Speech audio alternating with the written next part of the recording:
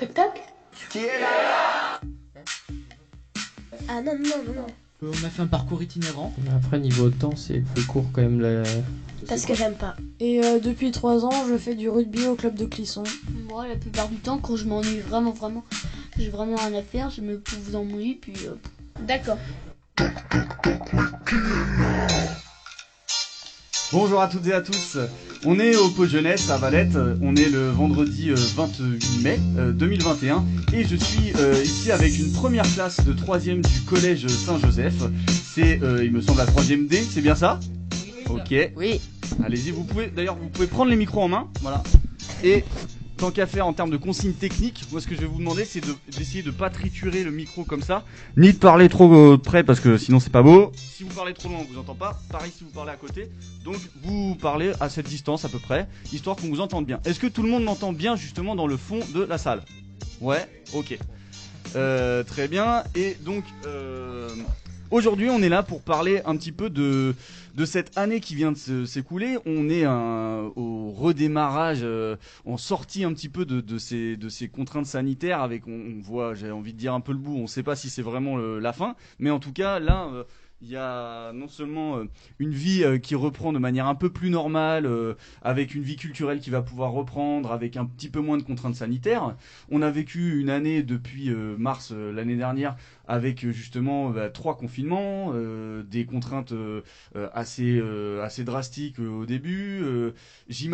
On imagine, nous, que ça a dû impacter très fortement votre quotidien. On le sait sur certains aspects, mais sur justement à quel point ça a modifié en fait votre quotidien, à quel point ça a modifié vos comportements, l'époque dans laquelle vous avez vécu un âge qui est quand même important en termes de construction, etc. On voulait discuter de tout ça avec vous ce matin. Savoir aussi bien du coup comment votre quotidien il a été changé, est-ce que ça a vraiment changé ou au final d'après vous pas tant que ça, est-ce qu'au niveau des contraintes sanitaires vous avez joué le jeu ou pas? L'idée c'est de savoir de manière assez sincère aussi comment vous l'avez vécu, parce que l'idée des couvre-feux, l'idée de respecter aussi bien la distanciation sociale que les périmètres à respecter, etc. C'est une question de discipline et de s'astreindre à ça ou pas. Donc c'est un peu ça qu'on a envie de discuter avec vous ce matin. Est-ce que vous l'avez subi cette année avec le Covid, ou est-ce que vous êtes très vite adapté et au final vous en gardez pas ni un mauvais souvenir ni vous avez eu l'impression de faire particulièrement beaucoup de sacrifices? Et enfin on va parler un petit peu de l'avenir et de savoir un petit peu pour la suite, là avec l'été qui arrive, avec vous êtes en 3e, donc l'année prochaine un passage au lycée, etc. Quelles seraient vos attentes aujourd'hui et vos souhaits pour la suite? Ok, ça vous va pour le programme? Oui. Très bien. Et donc du coup, est-ce que vous pouvez nous parler un petit peu de ce qui a changé depuis mars 2020 en termes de quotidien, c'est-à-dire vos journées, vos semaines, vos vacances, aussi bien les journées au collège que les journées quand vous êtes à la maison. Qu'est-ce qui a changé? Qu'est-ce que vous retenez comme changement? Déjà, on est confiné, donc on était confiné, donc on pouvait moins sortir et on était restreint à faire des choses à la maison.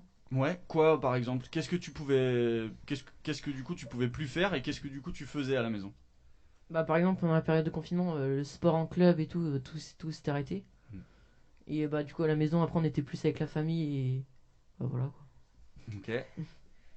Les autres, vous partagez ça? Vous aussi, ça a été ça? Oui. Et le fait justement de plus faire de sport ou d'être encore plus avec la famille, c'est quelque chose que vous avez mal vécu? C'est quelque chose que au final, c'était un changement, mais c'était cool parce que vous étiez plus avec la famille et c'était cool? Ou c'est quoi? Comment vous avez vécu ça? On pouvait plus trop voir nos amis, donc c'était un peu compliqué, mais après ça allait vu qu'il y avait notre famille, mais voilà quoi. Ouais, mais faut bien s'entendre avec elle du coup. Oui. Ouais. Et il y a eu 3 confinements, or c'était pas du tout les mêmes. Parce que le premier confinement, ouais, il y en a eu 3, hein, je t'assure. Parce que le premier, du coup, tout le monde était confiné. C'est le pays entier qui était confiné, tout s'était arrêté, il n'y avait plus de boulot, ou alors il n'y avait que du télétravail. Il y a vraiment eu un premier confinement à partir de mars et jusque la première la première évolution en avril, il y a eu un mois comme ça où vraiment le pays était quasiment à l'arrêt, quoi. Je sais pas si vous vous en rappelez, ça paraît déjà loin. Et bon, après, il y a eu, on pouvait bouger qu'à 1 kilomètre de distance. C'était le début des attestations, etc. Puis après, il y a eu un deuxième confinement en octobre. Je sais pas si vous vous rappelez, juste à la fin des vacances de la Toussaint, où là, par contre, c'était un confinement où, si je dis pas de bêtises, vous avez continué à aller à l'école, tout le monde allait travailler ou presque. C'était un confinement, mais en même temps, il y avait tellement d'attestations possibles pour se déplacer que, au final, on finissait par plus trop voir la différence. Enfin voilà. Et il y a eu ce troisième confinement, là plus récent, qui a décalé carrément les vacances de printemps, où on était dans une forme un peu entre deux, avec le fait de réorganiser complètement les vacances scolaires pour que tout le monde tombe en même temps, etc. Et du coup, j'imagine que vous n'avez pas vécu l'année entière de la même façon. Et comment vous avez vécu toutes ces évolutions? Qu'est-ce que vous gardez comme souvenir de tout ça? Bah après c'est quelque chose qui forcément a changé la vie de tout le monde. C'est pas quelque chose qui allait rester faire une vie normale. Mais les 3 confinements, on les a tous, je pense, vécus différemment. C'est que les premiers, on pouvait pas du tout bouger de chez nous, donc on était vraiment forcés de rester à l'intérieur. Mais le deuxième, on a pu commencer à ressortir, mais tout en respectant les gestes barrières, comme toujours. Et le troisième, il a été beaucoup plus, pas léger, mais beaucoup plus facile à gérer que les 2 premiers, parce que on était habitué aux attestations, au couvre-feu, au confinement et au fait de rester à l'intérieur chez nous. Ok. Les autres, est-ce que c'est quoi qui a été le plus dur? C'était le vrai confinement où on n'est plus censé sortir du tout? Ou au final, est-ce qu'avec justement des confinements qui étaient un peu moins confinés, c'était le couvre-feu qui était le plus difficile? Qu'est-ce qui vous a, qu'est-ce qui vous a le plus manqué? Qu'est-ce que vous avez le plus subi, par exemple, dans tout ça? Pour moi, le premier était quand même plus compliqué parce que du coup, on voyait juste nos parents et puis nos frères et sœurs. Donc, je pense que ça aurait été mieux de voir plus de monde. Je pense qu'on était un peu en manque de voir du monde. Et puis pour le sport aussi, c'était plus compliqué à gérer. Voilà. De pas voir nos amis aussi, c'est très compliqué. Ouais. Et vous aviez pas des amis vraiment proches de chez vous que vous pouviez voir malgré les couvre-feux, etc. À la limite. Hein. Ouais. C'est quoi Comment ça, à la limite? 1,3 km un peu. 1,3 Ah ouais, ça flirtait avec l'illégalité, quoi. Non, mais on n'allait pas les voir, mais c'était... On pouvait pas aller les voir, du coup. Ouais. Et est-ce que... on est entre nous, est-ce qu'il y en a qui n'ont pas respecté justement les consignes? Aussi bien les consignes de périmètre de 1 km, etc. ou les couvre-feux 19h, etc. Au premier ou... Là en plus on est à la radio, donc s'il y a des gens qui nous écoutent, ils ne verront pas qui a levé la main. C'est l'avantage, donc levez la main ceux qui n'ont pas respecté. Ok, on peut voir quand même qu'on avait des hors-la-loi parmi nous. Et est-ce qu'il y en a dans le public qui justement voulaient intervenir par rapport à ça? Pour qu'on vous fasse passer le micro. On a envie d'avoir l'avis du plus grand nombre, nous. Allez Marie. Faites pas vos timides. On est tous avec vous. Tiens, tu peux faire passer le micro. Et puis, si quelqu'un veut intervenir, veut dire quelque chose.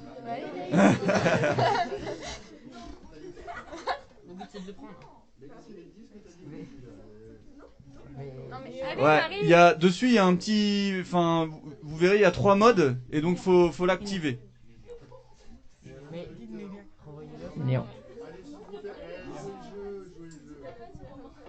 C'est pas tous les jours que vous avez la possibilité d'avoir un micro, etc. Allez-y, profitez-en. En tout cas, moi je sais que le couvre-feu c'était surtout celui à 19h. Ouais. Il y a plein de fois où on rentrait plus tard, où on respectait pas parce que 19h c'est super tôt. Ouais. Même 18h avant c'était. Même celui de 21h là. Celui de 21h c'est mieux parce qu'on a beaucoup plus de temps et tout, mais. Ouais. Par exemple, je sais au niveau des. Ouais, par exemple, je sais avec les gars on fait des entraînements de foot. Ouais. Nos entraînements ils étaient normalement de 18h30 à 20h. Du coup là on faisait plus d'entraînement où Enfin, on en faisait que un par semaine le samedi, un comme ça. Ok. Et justement, par rapport à cette question des activités extrascolaires, notamment du sport, mais pas que, parce qu'au final, les activités culturelles, elles se sont arrêtées aussi. Mais par rapport à ça, est-ce qu'il y en a beaucoup d'entre vous qui, du coup, ont dû arrêter pendant quasi un an des activités que d'habitude ils faisaient au moins une fois par semaine, etc. Ça concerne combien de personnes ici ce matin? Ouais. Donc, ouais, beaucoup d'entre vous quand même ont vécu une année quasi blanche par rapport à quelque chose qu'ils ont l'habitude de faire régulièrement d'habitude. C'est ça. Oui. Et du coup, par rapport à cette question du sport, c'est quelque chose qu'on va aussi intervenir enfin qu'on va aborder avec les autres classes un peu au fur et à mesure de la journée. Mais nous, la question qu'on se posait, c'est au-delà au-delà de l'aspect activité extra, dans le fait des interactions sociales, de voir du monde, mais aussi au niveau par exemple santé, déjà avec l'arrêt du sport, est-ce que vous avez vu un impact sur votre organisme? Vous vous sentez moins bien dans votre corps? Vous vous sentez un peu plus fatigué? Est-ce que vous avez mesuré ça ou pas du tout? Bah, moi je sais qu'au début, quand il y avait plus de sport, bah justement, je me suis dit, vu qu'il y a plus de sport, on va dire, de foot à l'extérieur, je me suis dit, je vais commencer à faire du sport à la maison. Et du coup, bah, j'ai fait la musculation à la maison, ou des fois je courais un peu, mais... Ouais. Ok. Il y en a d'autres qui ont changé un peu comme ça, qui se sont adaptés, qui ont changé de sport, qui ont commencé à faire d'autres activités? Oui. Oui. Ouais. Oui, un petit peu. Oui. Mais ça a peut-être fait naître des vocations aussi, cette année de confinement, avec le fait de ah bah tiens, je me suis découvert une nouvelle passion, et ça peut-être qu'il y en a qui vont se dire après coup, bah je vais continuer en fait. Non? Non. Non, vous avez hâte de reprendre la vie d'avant? Ouais. Oui. Donc vous avez hâte de retrouver vos activités que vous faisiez avant et que vous aviez lâchées. Oui. On est plus là-dessus. Oui. Ok. Et qui a plutôt bien vécu cette année? Enfin, ouais, parce qu'il y en a et c'est normal, c'est bien en plus. On va dire que c'est pas dérangeant. C'était pas Ouais, dérangeant. c'est ça. Ok. Un peu trop long des fois. Ouais. Non, c'était bien. Ok. C'était plus le premier confinement quoi, qui était vraiment long. Avec avait aucune un vie sociale. kilomètre en plus. Quoi. Ouais. Ok. Oui. Ouais. Alors, Oh ouais. puisque nous sommes à la radio, je décris la question du masque. En effet, devant moi, j'ai une trentaine de personnes masquées. Et c'est vrai qu'il y a un an, moi je me rappelle en janvier-février, quand on entendait parler de ce qui se passait à Wuhan, en Chine, et qu'on voyait des images de gens masqués dans la rue, on se disait, mais c'est quoi ce truc, quoi? Et on se retrouve, bah, du coup, un peu plus d'un an plus tard, on a tous des masques en permanence. Et c'est rentré dans les habitudes, quoi. Et ça, vous l'avez assez vite pris comme habitude, justement? Ça n'a pas été trop dur de porter le masque en permanence? Bah si, quand même un peu, parce que après c'est quelque chose qu'on n'avait pas l'habitude d'avoir et que c'est arrivé vraiment du jour au lendemain. Donc je pense que ça a été différent auprès de différents gens, mais ça a été quelque chose qui a changé et qu'on ne sait pas quand est-ce qu'on va pouvoir vraiment le retirer ou pas. Mais c'est quelque chose qui a vraiment fait changer beaucoup de monde, je pense. Vous êtes d'accord, les autres? Ouais. Oui. Et c'est quoi qui a été le plus dur à respecter comme justement tous ces gestes barrières aussi parce qu'il y a le masque, mais il y a le fait de devoir désinfecter ou se laver les mains un peu en permanence. Ça, c'est pareil, c'est une habitude que vous avez prise assez facilement? Bah, le gel hydroalcoolique, c'était dur. Ouais. Il pensait tout le temps en sortant et en rentrant. Vous en avez mis là en rentrant? Non. Non. Non. Je crois pas. C'est laver les pas mains. vu. Parce que là, en plus, par exemple, vous touchez des micros. Bon, vous c'est le vôtre et nous, on va le désinfecter après. Mais là, il y a un micro qui est passé dans le public. Et c'est pareil, toutes ces choses-là qu'on faisait avant sans même s'en rendre compte, bah du coup, maintenant, elles posent des questions. Du coup, nous, en tant que structure, par exemple, pour accueillir du public, bah, il a fallu se tenir à jour des différents protocoles. Or, les protocoles, ils changeaient chaque semaine à une époque, quoi. Et du coup, c'est vrai que ça, nous, c'est quelque chose qui a été dur pour nous, parce qu'en plus, ça modifiait complètement la manière dont on pouvait accueillir. On est une structure de loisirs. Ça veut dire normalement, les jeunes, ils viennent ici pour s'amuser. Quand on doit s'amuser tout en respectant le masque, le fait de ne pas toucher quelque chose qui n'a pas été désinfecté ou se désinfecter les mains directement après. Au début, on était carrément, avec le premier protocole, quand on a réouvert en juin l'année dernière, on avait un nombre de places bien spécifique, enfin un nombre de personnes qu'on pouvait accueillir dans le même espace, et elles devaient limite rester à la même place et surtout pas faire des choses qu'on ne pouvait pas maîtriser. Donc je vous laisse imaginer à quel point c'est compliqué de préparer un été dans ces conditions-là. Et du coup, ouais, vous, dans ces consignes sanitaires, du coup, vous les avez comprises tout de suite? Vous avez vu pourquoi on vous demandait ça? Bah, on était déjà habitués, parce qu'on voyait dans les infos qu'il fallait porter le masque, mettre du gel hydroalcoolique à chaque fois qu'on sortait d'un établissement ou qu'on rentrait dans un établissement. Du coup, bah, moi, je me suis vite habitué, même avant de le faire. D'accord, ok. Après, je pense que vraiment le geste barrière le plus compliqué à avoir tous adopté, c'est la distanciation sociale. C'est ce qui a été le plus compliqué pour beaucoup de gens, je pense. Mhm. Vous l'avez respecté, cette distanciation? Non. Non. Mais est-ce que d'après vous, elle est Non. possible à respecter? Oui, si on Bon. fait des efforts. Ouais, ok. Mais c'est compliqué. Bah après, le midi, on mange ensemble et enfin, on peut pas. En plus, on n'a pas les masques, quoi, donc on peut pas vraiment avoir une distanciation. Donc, c'est compliqué. Ouais, tu disais c'est pas possible. À 100%, non. Ouais, ok. Pendant toute une journée de cours, je pense pas que c'est possible. Mais quand je demandais si vous les aviez compris, c'est parce que clairement on a aussi un gouvernement qui a dû faire face à une crise inédite. C'est quelque chose qu'on ne pouvait pas vraiment prévoir, en tout cas dans cette ampleur-là. C'était quelque chose de jamais connu. Du coup, il a fallu prendre des décisions la France a dû en prendre, mais d'ailleurs le monde entier. En fait, c'est une pandémie, ce terme qu'on avait un peu entendu par-ci par-là, mais qu'on découvrait. Chaque pays a dû prendre des décisions et plusieurs décisions puisque ça fait déjà un an. Et du coup, est-ce que ces décisions qui ont été d'abord des décisions politiques, mais qui venaient de conseils sur le plan sanitaire, etc., est-ce que vous, à votre âge, vous avez un avis là-dessus? Vous avez trouvé que les choses avaient été bien faites? Vous avez compris justement ce qu'on vous demandait de faire, pourquoi on vous le demandait, etc. Ou alors vous avez l'impression que on passait votre temps à vous imposer des choses sans vous demander votre avis et qu'il fallait juste obéir sans broncher? Enfin, après, moi, je trouvais que c'était normal parce que c'était quand même, genre, comme vous avez dit, une pandémie. Donc, c'était, on va dire, il y avait beaucoup de gens qui étaient contaminés et le virus, il allait vite, quoi. Il y avait Ouais. beaucoup de gens qui étaient contaminés. Donc, c'était normal, fallait au moins respecter et faire confiance au gouvernement, quoi, on va dire. Ouais. Après, il y a aussi un exemple, enfin, que l'ancien président américain, donc Donald Trump, il voulait pas porter le masque. Et il y a eu énormément de morts aux États-Unis, alors qu'en France, Emmanuel Macron, il a tout de suite dit porter des masques. Enfin, voilà quoi. Mhm. Alors, c'est pas du tout pour revenir sur ce que tu as dit, parce que je suis assez d'accord, mais faut quand même se rappeler qu'au début, on nous a dit que le masque, ça servait à rien. En France aussi, hein.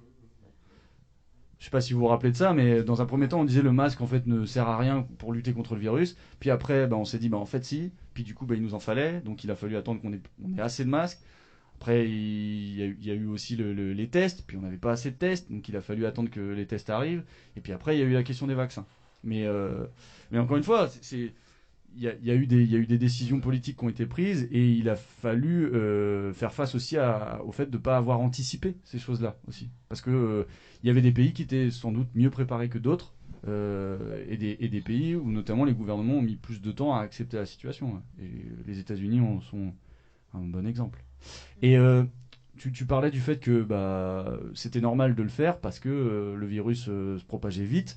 Vous, est-ce que c'est quelque chose qui vous a fait peur, qui a fait peur dans votre famille? Est-ce qu'il y en a qui ont été touchés particulièrement par le virus avec des cas relativement graves? Après, moi, j'ai quelqu'un de ma famille qui l'a attrapé, mais pas d'une forme très grave. Pas d'une forme grave, c'était une forme pas, pas inoffensive non plus, mais pas au point d'être hospitalisé. Mais après, c'est quelque chose c'est vraiment à partir de ce moment-là où je me suis dit que le masque servait.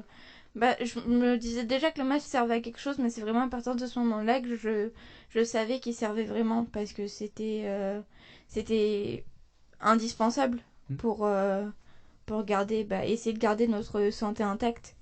Et quand tu dis notre santé, tu penses à la tienne ou tu penses à celle de ton entourage? Ah non, je pense à celle de tout le monde. De tout le monde, ok. Après, c'est pas. Nous, on l'a eu tous les trois là avec les gars, Ouais. en même temps, en février. Et puis, c'est pas très grave, mais par exemple, moi j'ai perdu le goût et l'odorat depuis février, quoi. J'ai pas retrouvé. Tu l'as pas retrouvé? Non, toujours pas. donc du coup, c'est pas grave en soi, mais c'est quand même compliqué. Ouais. Même, on l'a eu tous les trois en même temps. Du coup, c'était moins dur à supporter. que si on l'avait eu tout seul, si on a pu se parler. Comment vous allez déjà, c'est. Comment vous allez déjà, c'est très bien parce que du coup, on se demande si entre nous ça va pour. Ouais, mais de savoir en effet qu'il y a d'autres gens qui traversent la même chose, ça aide aussi, ouais. Combien de personnes l'ont eu? C'est vrai, vous avez été la pire classe, la plus touchée? Oui. Ok. Ouais. 17. 10 Oh là personnes là. en tout. On a face à nous 17. 17. Après, 17 sur combien? Sur 30. 30. Ok, d'accord. Après, le plus compliqué, quand déjà on a su que les 3 gars l'avaient, ça a été l'organisation de la classe. Parce que il y avait déjà le quart de la classe qui était parti parce qu'ils étaient cas contact ou qu'ils l'avaient. Mais quand on a su qu'on était vraiment à 3 cas, ça a été une organisation très compliquée avec les cours à distance, la classe qui a fermé. Ça a été vraiment quelque chose qui a... Je pense que ça a été la chose la plus compliquée à gérer au niveau de cette année. Bah oui. Bah, de la même manière que moi je parlais en quoi ça nous a impacté nous en tant que structure, c'est vrai qu'un établissement scolaire, les établissements scolaires, ils ont dû s'adapter, se réadapter en permanence par rapport à aussi bien des directives nationales que des cas particuliers qui se présentaient à eux. C'est vrai que... Et ouais. Et du coup justement là pour terminer sur on va dire ce bilan, là si on se projette sur la suite, vous bah, là déjà à court terme, vous finissez votre année scolaire de 3e, vous allez passer le brevet et après c'est les vacances. Comment vous voyez à l'heure actuelle la suite? Pareil, est-ce que ça vous fait peur ou est-ce que vous êtes confiant? Est-ce que vous avez hâte? Est-ce que vous partez du principe que là vous allez vers du moins pire et du mieux? Ou est-ce que d'après vous, en fait là ce qui nous attend nous fait flipper parce qu'on n'a pas du tout de perspective et de motif d'espoir? Bah, moi j'espère, on va dire que ça va aller mieux parce que les masques en été, je sais que c'est chiant sur la plage et tout, c'est. Bah, je pense que ça va aller mieux. Enfin, j'espère. Ouais. Ok. Bah, je pense que tout le monde espère que ça va aller mieux hein, pour vivre normalement. Mais après, on sait aussi qu'il y a des variants qui se développent. Donc, on sait pas, en fait, on peut pas vraiment prévoir, même avec les vaccins, etc. Pas vraiment savoir ce qui va se passer, en fait. Et du coup, on sait pas quoi faire. Ok. Les autres? Est-ce qu'on va finir par pouvoir avoir l'avis aussi du public? Qui a le micro? Ouais. Tu veux nous dire un mot là-dessus? Allez, faites pas vos timides. C'est juste un petit mot, il n'y a pas besoin de... Je vous demande pas une dissertation sur le sujet. Hein. Bah, Ouais, c'est bon. Bah, on espère tous que le masque, on va pouvoir... Ouais, ça marche. Peut-être le gain, Aurélien, tu peux augmenter. Bah, on espère tous Attention. que du coup, le masque, on va pouvoir... Enfin, faut l'avoir, mais on espère qu'on va pouvoir l'enlever des fois. Ouais. C'est ça que vous attendez le plus? Enlever le masque? Oui. Ouais, ok. Enlever le masque, ressortir. Donc ressortir sans couvre-feu, sans périmètre, etc. Ouais.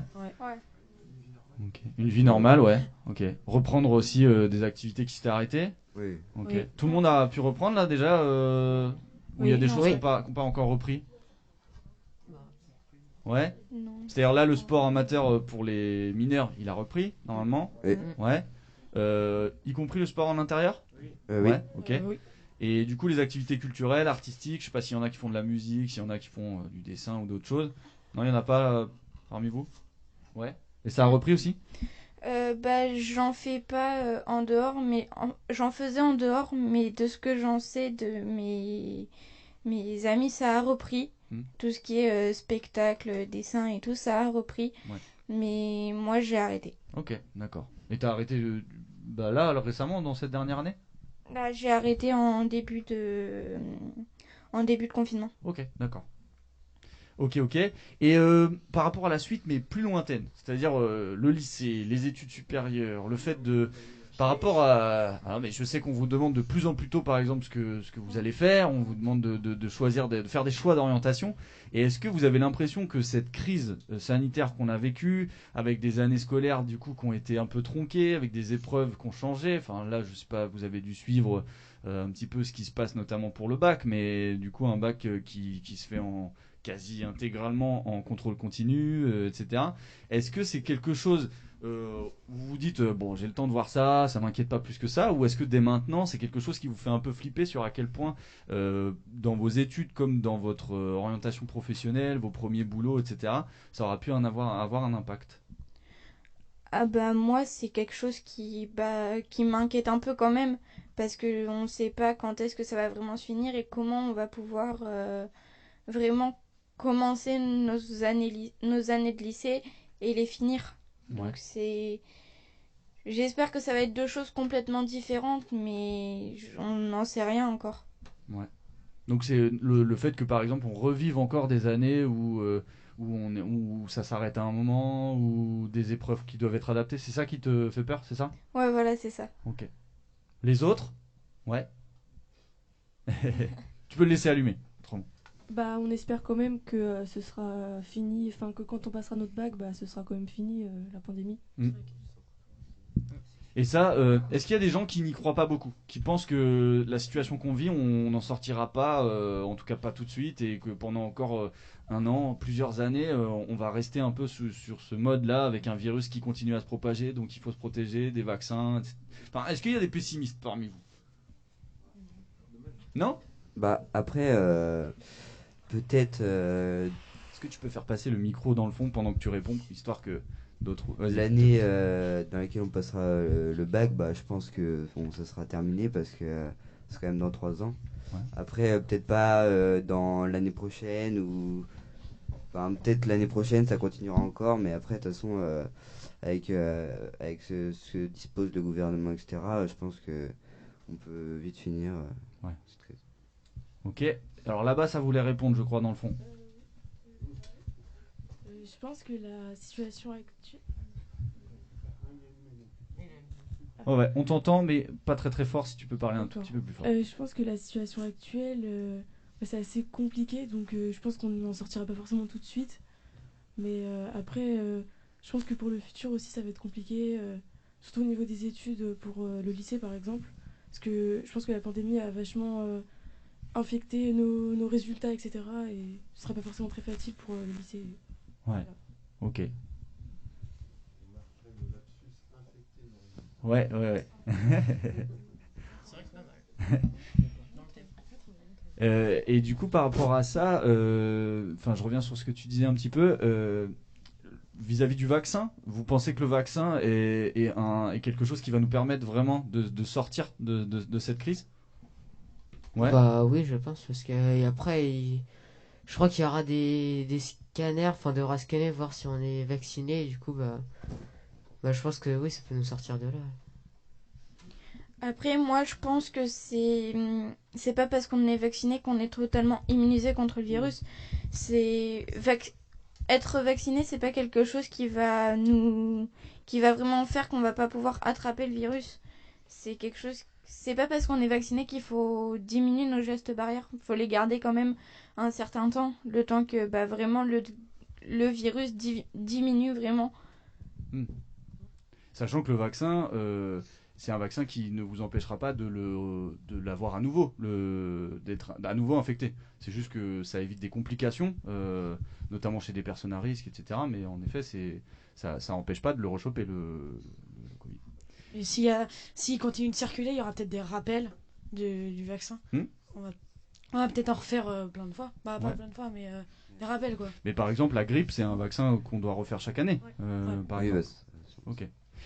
Juste, oui, vas-y.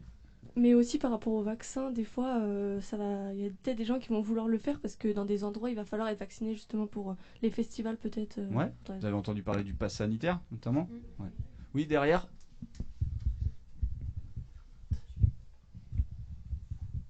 Moi, j'ai trouvé qu'il était...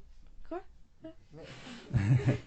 J'ai trouvé qu'il était trop rapide à être fabriqué. Et du coup, pour moi, il est pas assez efficace. D'accord. Donc toi, c'est un vaccin qui te faisait un petit peu peur dans la manière dont il avait été fabriqué et présenté au public un peu peut-être trop vite. Bah, pas forcément peur, mais c'est que j'ai pas confiance, en fait. Ouais, t'as pas confiance. Ok. Il y en a d'autres qui n'ont pas confiance? Ouais, ok, d'accord. Alors, juste parce qu'il nous reste à peine 10 minutes, j'aimerais qu'on vous passe un petit extrait, puisque du coup, comme je vous dis, on voulait aborder différentes thématiques. Et dans des sources audio qu'on a trouvées et qu'on voulait vous présenter, il y avait notamment l'idée des jeunes, donc vous, comme un peu une génération sacrifiée. Et du coup, juste pour terminer, moi, je voulais vous faire écouter ça, on voulait vous faire écouter ça, et réagir un petit peu à ça juste après. La solitude, voilà au moins une chose que Marion n'a pas à endurer. En rejoignant le cocon familial, elle a retrouvé sa petite sœur Maëlle, 19 ans. Pour les deux jeunes femmes, un même sentiment, celui de se faire voler leurs plus belles années. Quand on a 20 ans, on a envie de voir ses potes, on a envie de sortir, on a envie de faire des trucs. Là, on est coincé chez nous, on voit personne. Enfin, franchement, on n'a plus de vie sociale, quoi. C'est pas vivable, en vrai. On loupe tout. En vrai, on loupe tout. Et est-ce qu'on va pouvoir se rattraper? Est-ce qu'on va pouvoir, même après, vivre ce qu'on est en train de louper? On sait même pas. Je pense aux autres, mais pensez à nous aussi. Vous, quand vous aviez 20 ans, est-ce que vous aurez aimé qu'on vous coupe tout, quoi? Bah non. Voilà, boum, ça c'est posé. Alors l'idée c'était pas de déprimer le débat, hein. Moi je trouve ça génial justement quand j'entends votre enthousiasme sur le fait qu'on en sorte, que la vie reprenne, etc. Mais c'est vrai que nous c'est une question qu'on se posait, des traces que ça va laisser en fait sur une jeunesse qui n'a pas pu vivre aussi bien une année scolaire et une année d'un âge qui est quand même important en termes de construction, comme je le disais à la base, et de à quel point ça a pu vous impacter. Et du coup, par rapport à ça, vous avez un peu l'impression en effet qu'on vous a volé une année de votre vie ou pas? Bah ouais, quand même un peu, parce que après c'est quelque chose qui nous a éloignés de notre famille et de nos amis. Donc c'est vraiment, on se demande si c'est des moments qu'on va pouvoir rattraper, parce que c'est des moments, ça aurait pu être des moments inoubliables passés avec nos amis et nos familles qui n'ont pas pu se faire à cause du virus. Bah, je sais qu'aussi on a loupé pas mal de voyages. Bah, je sais que déjà avec le collège on a loupé 2 voyages. En Angleterre, en Espagne, même aussi moi il y avait des voyages que je devais faire, bah je les ai pas faits. Je les ai pas faits donc. Ok, ouais. Les autres? Avec le micro ou dans le public?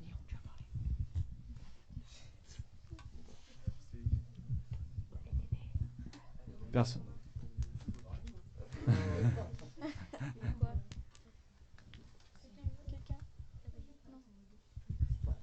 Mais peut-être un optimiste, hein. Vas-y.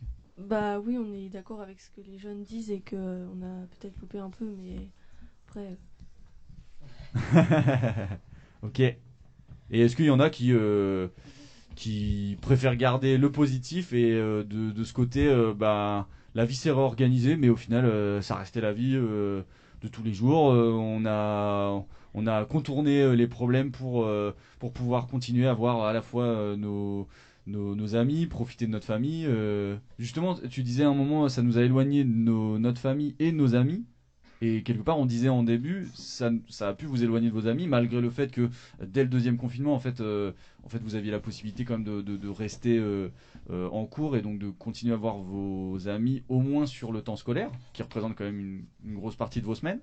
Mais du coup, par contre, à l'inverse, il y a vraiment eu un côté, ça a rapproché au moins géographiquement dans les mêmes pièces, dans la même maison, la famille, parents, frères et sœurs. Parce que par contre, ça a pu vous éloigner en effet du reste de votre famille. Je ne sais pas si vous avez vu par exemple vos grands-parents dans cette dernière année, comme c'était des personnes plus à risque, peut-être qu'il y a eu un éloignement, peut-être qu'elles ont été plus isolées du reste de leur famille. Ça a été le cas chez vous, pour vous? Oui. Ouais. Oui. Et c'est quelque chose qu'ils ont subi, que vous aussi vous avez subi en tant que petits-enfants ou pas?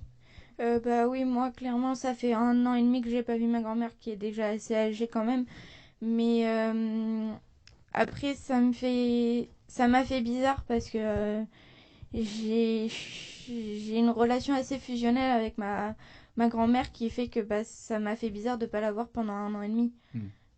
Donc je pense que c'est quelque chose qui a été compliqué pour tout le monde, d'être loin de ses grands-parents, ou de même leurs petits-enfants ou de leurs tantes. Ça a été compliqué pour beaucoup de monde, je pense. Notamment l'année dernière, les EHPAD par exemple ne recevaient plus du tout de visites, et on avait beaucoup parlé de l'isolement des personnes âgées. parce que du coup, sous prétexte d'essayer de leur sauver la vie, quelque part, leur vie, on la réduisait, parce que du coup, il y avait l'aspect santé qui primait par rapport à l'interaction sociale, au fait de ne pas être coupé de sa famille, etc. Là aussi, du coup, ça a créé du débat. Je ne sais pas ce que vous en avez pensé à l'époque, ce que vous en pensez maintenant, mais du coup, c'est vrai que c'est quelque chose aussi. C'était une question qu'à la limite on pouvait se poser de qu'est-ce qui est le mieux pour une personne très âgée, c'est de vivre la fin de sa vie telle qu'elle l'entend, ou d'essayer de la préserver d'un virus qui peut la tuer absolument. C'est surtout de la préserver du virus. Moi personnellement, je préfère préserver ma famille que de les mettre en danger, ça c'est sûr, et je pense que c'est pour beaucoup de monde comme ça. Ok. Les autres, vous êtes d'accord? Oui. Ouais. Ok. Et du coup, par rapport à cette idée de génération sacrifiée, y a aucun d'entre vous n'est en colère particulièrement par rapport à des décisions qui ont pu être prises aussi bien par vos familles que par les établissements scolaires, par le gouvernement. Il n'y a pas de sentiment du tout de frustration, de colère chez vous? C'est résigné, quoi. On a fait ce qu'on avait à faire et puis on attend la suite. Oui, vas-y. Bah si, un peu, parce qu'on n'a pas pu faire de soirée, de trucs comme ça. Ouais.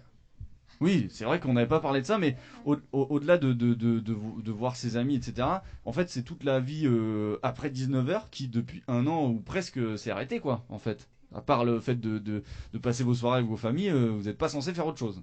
Voilà. Et du coup, ouais, ça, tu trouves que c'est juste pas possible, en fait? Bah oui, parce que c'est quand même les années où on a envie de bouger un peu, de voir ses potes et tout. Ouais, ok. Moi au début ça va, je supportais mes parents, mais au bout d'un moment donné c'était clairement j'en pouvais plus quoi. Ça devenait énervant.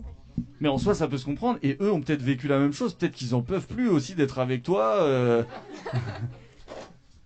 Non mais c'est vrai que autant ça a pu rapprocher les familles, autant on imagine que dans certaines familles ça n'a pas été simple, parce que en plus ça pose plein de questions d'inégalité par rapport à ça. Si tu vis dans une maison, que tu as la possibilité d'avoir une chambre à toi, que la maison est suffisamment grande pour que tu sois pas dans la même pièce en permanence avec les gens, si tu as un jardin ou tout ça, c'est pas la même chose que si tu vis dans un petit appartement et que tu partages ta chambre avec ton frère ou ta soeur, et que du coup en fait dans cette chambre il y a des moments même tu dois bosser, c'est-à-dire tu dois être devant un ordinateur en cours et dans la même chambre que ton frère ou ta sœur. Ça a posé vraiment des questions aussi d'inégalité sociale, cette période qui vient de s'écouler. De la même manière qu'au début, c'était une maladie qui touchait principalement les personnes déjà à risque, qui étaient déjà plus fragiles, c'est aussi, ça a fragilisé encore au niveau social des gens qui l'étaient déjà.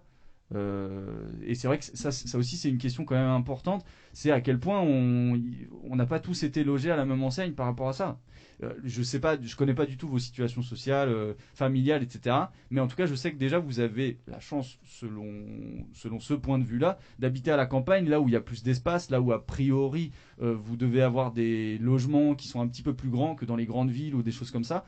Mais c'est vrai que c'est cette question de à un moment pas être fait pour vivre autant les uns sur les autres, c'est vraiment posé. Ok, bon, il est quasi 9h05, donc on va s'arrêter. Et en tout cas, nous, on vous remercie d'être venus là ce matin. Ça nous a fait déjà plaisir de vous recevoir et de pouvoir discuter de tout ça avec vous. J'espère que vous avez apprécié aussi ce moment. Sachez que du coup, cette émission, elle était enregistrée. Du coup, on va en faire un podcast. Or, ce podcast-là, du coup, nous, on le publie on a une chaîne YouTube avec le pôle jeunesse, et du coup, on va le mettre sous la forme d'un podcast. On a un site internet aussi sur lequel on va essayer de valoriser ça aussi, parce que ça nous paraît important. Et sachez que, en tout cas, vous êtes les bienvenus. Maintenant, vous savez où c'est, le pôle jeunesse, pour ceux qui ne le connaissaient pas. C'est juste à côté du collège. On est réouvert désormais aussi bien les mercredis qu'en accueil libre, en fait, du mardi au vendredi. On n'a plus d'accueil le vendredi soir, parce qu'on peut toujours pas après 21h. D'habitude, on a des soirées tous les vendredis soirs. Et d'habitude, on accueille le samedi aussi.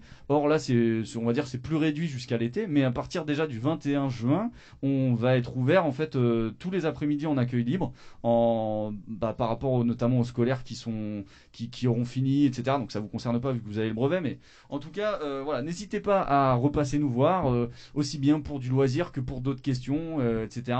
Et puis cet été, on a une programmation estivale qui va bientôt sortir, dès la semaine prochaine a priori. Donc n'hésitez pas aussi à vous renseigner et puis à venir nous voir cet été pour profiter justement de cette réouverture un petit peu progressive et ce retour à la vie normale. Ok ? Merci beaucoup. Bonne journée à vous. Merci. Bonne Au fin de revoir. semaine. Bon week-end. Au revoir.